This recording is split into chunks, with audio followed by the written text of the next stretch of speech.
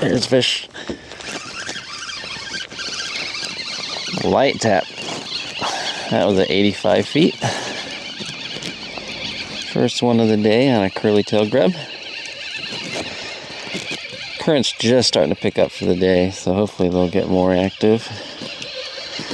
Feels pretty decent. This is my favorite curly tail grub. It's like a black, white, and yellow, like a bumblebee pattern on a VMC Moon-Eye jig.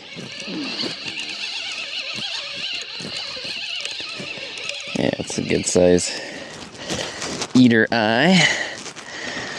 There we go. First one of the day. Cool. There's that black, white, and yellow curly tail from Yum. Nice eater male. Really pretty gold on that one. Now normally when I'm targeting these deep water walleye, I really like to have a more vertical presentation on the line. But right now, the current is somewhere around 0.5, 0.6, and I really like to be closer to 1. So I'm going to let the wind push me a little bit. I'm not actually going to use my pedal drive to keep a more vertical presentation. That's going to give the line a little bit more of an angle, which means it's a little bit harder to get a good hook set. So you really have to kind of swing for the fences on these fish when your line actually out in front of you. But I like letting the wind push me because I'm actually going to be drifting a little bit faster, closer to 0.7, 0.8. But I just seem to get more bites at that speed. You know, my ideal speed is right around 1. But I just can't achieve that. And if I feel like I'm not getting bit at 0.7, 0.8, I'll actually use the pedal drive to actually increase my drift speed.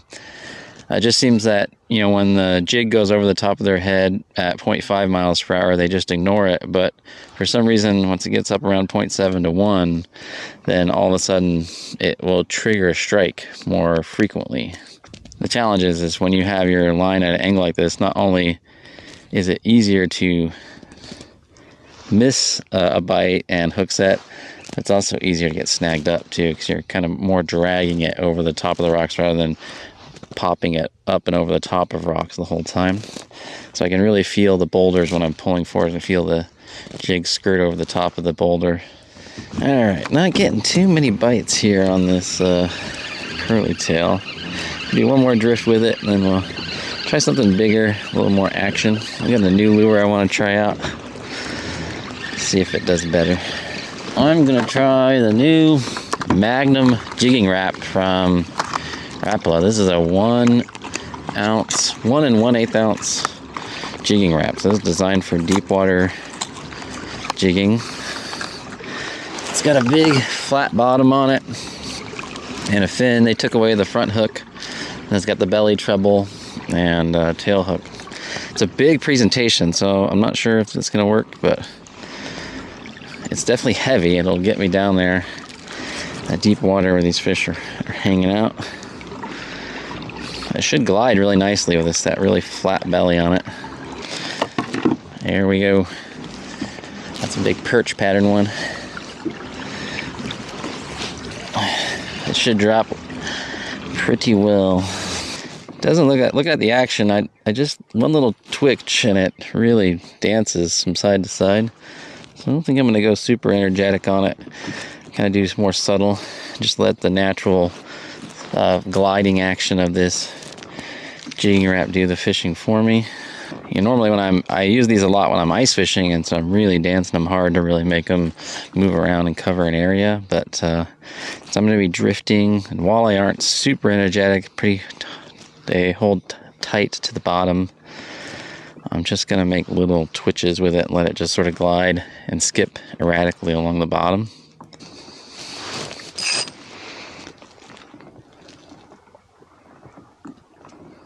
There we go. There's fish. I was on the second drift with that, about 99 feet. We smashed that. Feels decent. Sometimes just something with a little more action, you know, sometimes just skipping a curly tail down along there just doesn't get them going enough, but I haven't been able to really find a good jigging wrap until they came out with this Magnum jigging wrap. Oh yeah, that's a nice fish. Got him on that belly hook. There we go. Nice. Sweet. First fish on the Magnum jigging wrap. It works. There you go. You can see that's got that belly hook, that treble. That's usually where I get them. They used to have on the older, smaller jigging wraps, not the Magnums. They used to have a nose hook, but that always got snagged on the rocks. They got rid of that. Still have the tail hook, but 99% of the time I just hammer them right there on that belly hook. But it's nice to be able to have a heavy-duty jigging wrap that's going to get down to depth. You can see that big wide belly on it, so it really still does glide nicely even though it weighs over an ounce. All right, let's go get another one on the jigging wrap. Oh, that was a good thump. Missed it. Dang it. He smashed it and I missed him. Seems like I'm getting bit mostly between 100 and 105 feet. Get up shallower than that. I'm not getting hit on this jigging wrap. There he is. Got him. That was 102 feet. That's where they are. Just out here super deep right now. Steady pressure on them, especially if you get them in that tail hook. You just want to keep steady pressure on them. Oh yeah, it's a nice fish. That one's also another belly hook fish. Got him. Awesome. See, he came off as soon as he went in. That's why it's key to keep that pressure on him, especially with a heavier lure like this, because the weight of the lure itself will allow it to fall out a little bit easier. That one coughed up a little sculpin. That's a nice fish. Excellent. Another one on the jigging wrap. It's definitely a little bit different than my traditional jigging, because I can feel that as it glides, it smashes into, there's another bite, rocks and such. And so getting used to what that feels like versus a bite again, because usually when I'm just vertical jigging, just whatever, anytime I feel anything, I just set the hook and it's generally a fish. But this, I can definitely feel that thing glide and smash into rocks and whatnot, and it feels different than what I've fished before, just because of the way that thing moves around down there. Got him. Just a baby. That was on the tail hook. Little guy. Alright, I've had 4 drifts now, no bites on this this perch pattern Magnum jig wrap. And so what I'm actually going to do, a lot of times, you know, you go over these fish and they start seeing that same lure pattern over and over again, especially when you're fishing a really tight drift like I am this time. So I'm going to switch up to a blue one, blue and silver. Just give it a couple drifts, and then if that doesn't turn anything up, then I'll switch up to a different style of lure. This is kind of the thing, it's hard to know, is the bite off because the bite window is closed, or have you caught all the fish or stung all the fish that have seen that we're going to bite that pattern. But maybe other fish are keyed in on other patterns. So we're going to go ahead and change out to blue and silver. I'm always going to direct tie these jig wraps, unlike a blade bait where I'm going to use a duo lock, because if you use a duo lock they won't run correctly. You need the knot to keep them oriented in the correct horizontal configuration. Okay, we'll try this blue and silver one, just a couple drifts. If it doesn't turn up anything, then on to a different lure. Changing your presentation constantly can really pay dividends on days where the bite isn't super hot. There are days that just whatever you throw down there, they're going to hit it. But there are days I notice where I'll go through a drift, I'll get bam, bam, bam, I'll get hits the first 4 or 5 drifts, change up the lure, then I get hit again. And then it'll just start to taper off, change up to a different presentation. I just believe that there's just different fish that are keyed in on different triggers, and you know, some want grubs, some want bait, some want blade bait, some want spoons. It just varies by individual fish and by day. And you know, that is the challenge. That is the fun of walleye. Like walleye aren't great.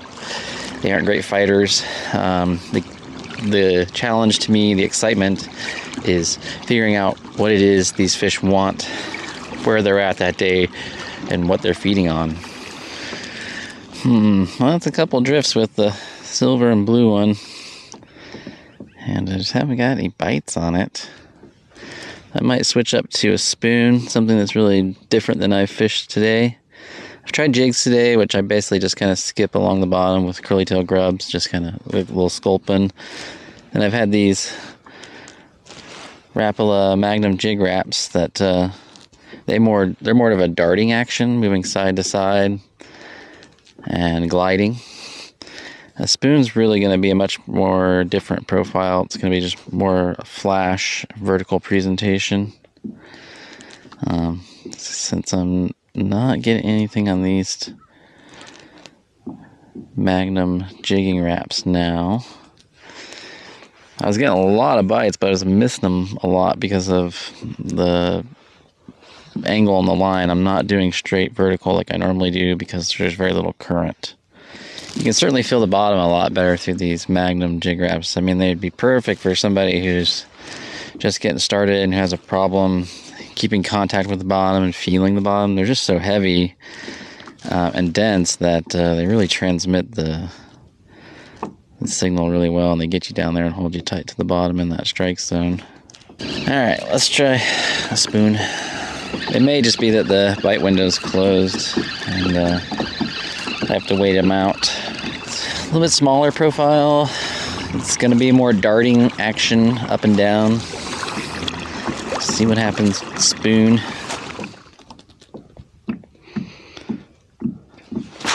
There's fish. Yep. That's what's so cool. You just change it up and boom, you get one on. It's crazy.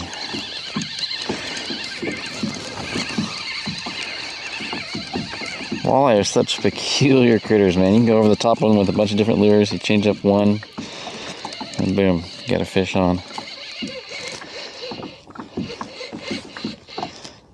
Let's put up a fight now. It's a nice fish too.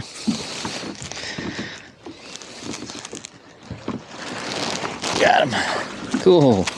Well, that just goes to show sometimes you gotta change it up and you can bring another fish up. I went over that same drift 5-6 times with those Magnum jigging wraps, and I got a few bites of those, you know, early, and then they just dropped off, and I put the spoon on first drift, got 2 bites, landed 1 fish. That's awesome. Well, I haven't had a bite in 2 hours, so I think I'm gonna call it. But it just goes to show you gotta change things up to get bites going. Definitely a tougher bite than I've had out here in a long time, but the key seemed to be just changing those baits and going through areas that I know hold fish, just giving them different presentations, and that resulted in at least 4 fish into the boat and a couple dinks released, so that's not too bad. And it was good to try out that new Rapala Magnum jigging wrap. That thing is definitely going to stay in my arsenal for those days that I'm struggling to make contact with the bottom or fishing with somebody new, or even when I'm combating wind. That'll be a good one too to help me keep contact with the bottom. Alright guys, I'll see you next time. Just remember, fish smarter, not harder. Bye guys.